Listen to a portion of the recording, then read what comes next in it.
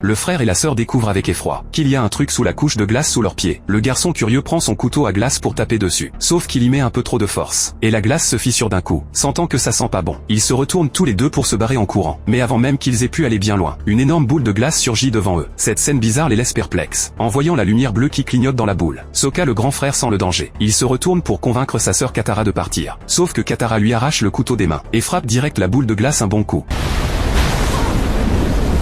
Avant qu'ils comprennent ce qui se passe, la boule se fend et libère une lumière blanche aveuglante. Une fois la lumière éblouissante disparue, les deux restent bouche ouverte devant la scène. Un monstre sort de la boule fissurée, et à côté un garçon inconscient est allongé au sol. Ils ramènent vite les deux dans leur village. Une fois réveillé, le garçon se présente de lui-même. En fait, c'est le fameux garçon dont on parle partout, l'enfant de l'air qui maîtrise l'élément air. Et il se retrouve maintenant chez la tribu de l'eau. Sauf que la situation de la tribu de l'eau est pas top. Ils subissent depuis toujours la pression de la tribu du feu. En apprenant que l'enfant de l'air est réapparu, le chef de la tribu du feu envoie direct des hommes pour enlever le garçon, et le force à rejoindre la tribu du feu. En fait, le chef veut fusionner le pouvoir de l'air avec son propre pouvoir du feu pour devenir plus fort, et ensuite anéantir la tribu de l'eau d'un coup. Le garçon refuse catégoriquement en entendant ça. Il veut que les deux tribus vivent en paix, et s'unissent contre les envahisseurs étrangers. Sur ces mots, il déploie son pouvoir de l'air, et s'échappe à une vitesse hallucinante. Le garçon retourne ensuite à la tribu de l'eau, et raconte tout à Katara. Il lui explique que seule une victoire totale sur la tribu du feu peut garantir la sécurité de son peuple. Sauf que son pouvoir de l'air n'est pas encore éveillé, et il a urgemment besoin d'un endroit sûr pour s'entraîner. Katara, après avoir tout écouté, emmène le garçon dans le sanctuaire secret de la tribu de l'eau. Le pouvoir de glace de cet endroit peut cacher sa trace. Dans les jours qui suivent, le garçon s'entraîne tous les jours à maîtriser son pouvoir de l'air, en espérant s'éveiller au plus vite pour affronter la tribu du feu. Mais le calme dure jamais longtemps. Ce jour-là, de la neige noire commence à tomber devant le sanctuaire. Le chef de la tribu du feu, après avoir découvert l'emplacement du sanctuaire, débarque avec sa tribu pour attaquer la tribu de l'eau. Étant clairement plus faible face à la tribu du feu, Katara doit se battre avec son peuple jusqu'au bout pour résister. Mais cet écart de force, personne ne peut le combler seul. Et très vite, la tribu de l'eau recule sous les coups. Au moment où tout semble perdu, le garçon s'éveille enfin à son pouvoir de l'air. D'un geste de la main, il invoque une énergie colossale, et avec une supériorité totale, il chasse la tribu du feu hors du territoire de l'eau. Le chef de la tribu du feu, réalisant qu'il ne peut plus gagner, décide de laisser tomber les rancunes entre les tribus, et choisit de faire la paix avec la tribu de l'eau. Cette terre retrouve enfin la paix, et tout le monde vit heureux à partir de ce jour.